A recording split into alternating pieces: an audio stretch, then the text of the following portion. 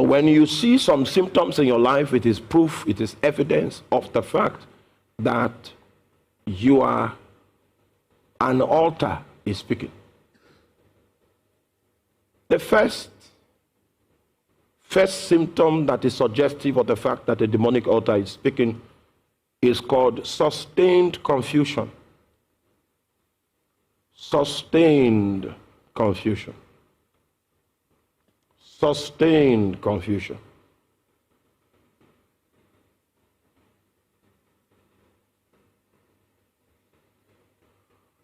It is not the will of God for a believer to be confused, but when you find a man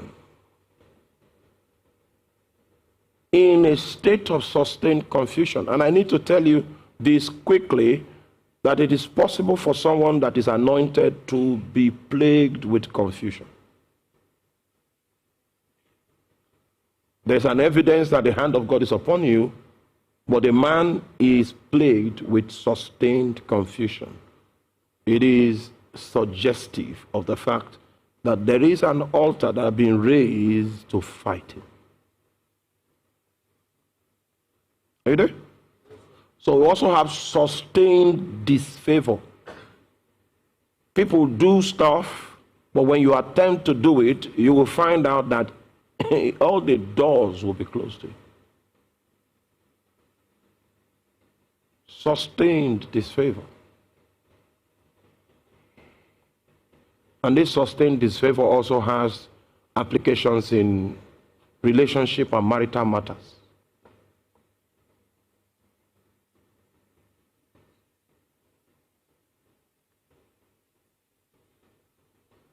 Sustained disfavor. Number 3 is unnatural poverty. The person is hardworking. The person is focused. But the works of the person's hands doesn't translate to anything that is profit. Doesn't translate to profit. When you see that, it is suggestive of a spiritual situation. Are you there? Lack of conception.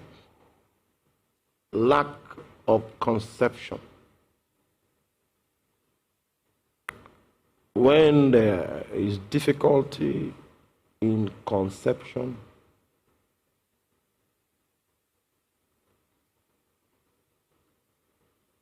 are you following me? Okay, that's number 1. Lack of conception. Then number 5 is what we call accident prone. Accident prone. Accident prone. You escaped one, now you escaped another one. A trailer fell, you just escaped narrowly. And every day you are giving testimony of how you are dodging, how you are escaping. Accident prone. These are suggestions that a spirit being is haunting you. A spirit being knows your address, he knows your name, he knows your location, and is trying seriously to exercise vengeance on your life. Accident prone. If you don't deal with that, then that's number what? Number 6 is the shadow of death, where there is an inner knowing that you will not live long. Inner knowing that death is accompanying you. There's an inner knowing of the presence of death around your life. These are suggestive of an active altar accompanying you. Maybe before the fast ends, I will tell you how to set up an altar for your business, just in case. I'm seeing business people here. You have a responsibility of priesthood for your business.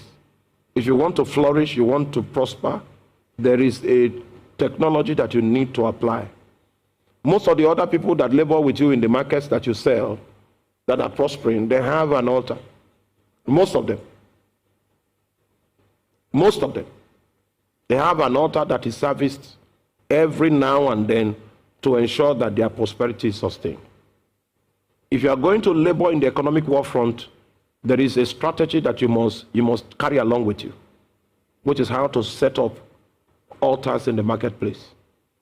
I think that will be the last subject I will treat before the end of the series, even though I will not be able to finish the syllabus in these 40 days, but that is like the last aspect I will treat for this time.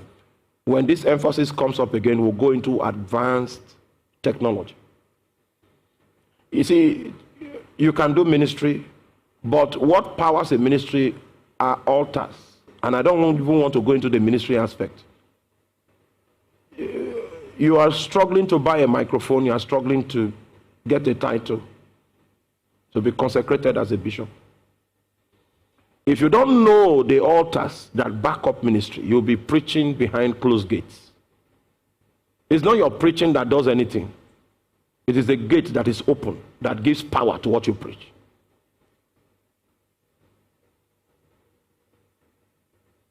The one we raised here that is responsible for our voice traveling, it took 14 years to raise it.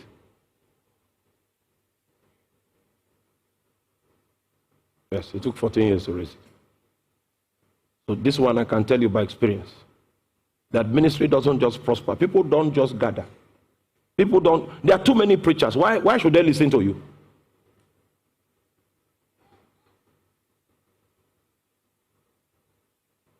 Some people came here and told me, the Lord encountered us after we served for so years under this man of God and we were released to begin ministry. So we got a hall, and then we started preaching.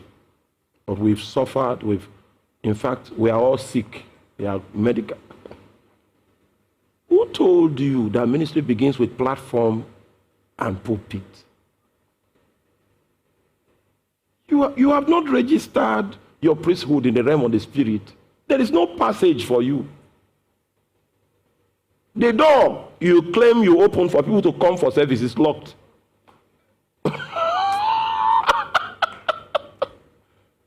You say, because you were a campus fellowship president, and when you labored the presence of God, operating on campus that has accumulated prayer is different from the make-way. That is the den of thieves.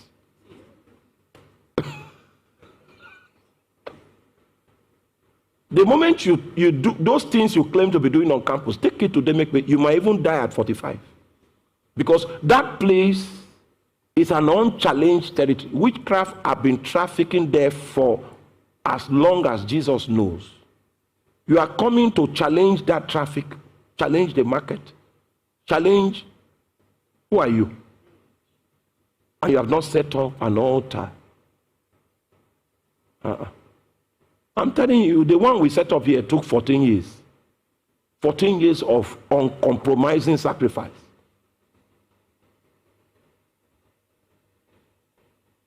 Yesterday, people were at 9:50 something. People were still trying to see me in the office.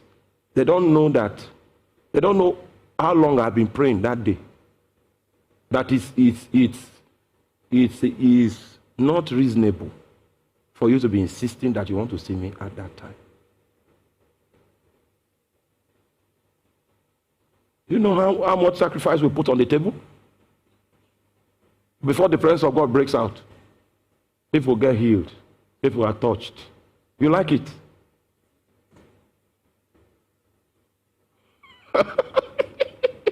The man sacrificed his son on the wall. Let me take you just one more point before I begin the job for the night. Just one more point. If there's anybody here you see like someone like a madman in your dream consistently, a madman, all right? If that kind of stuff you see, I'm not saying that God is telling me that, so I'm just telling you, because of my experience in counseling and in deliverance, I can tell you this for free. That if what you see is like someone that is mad, always following you around, what is happening to you is that someone has set up an altar and they have released the spirit of madness on your life.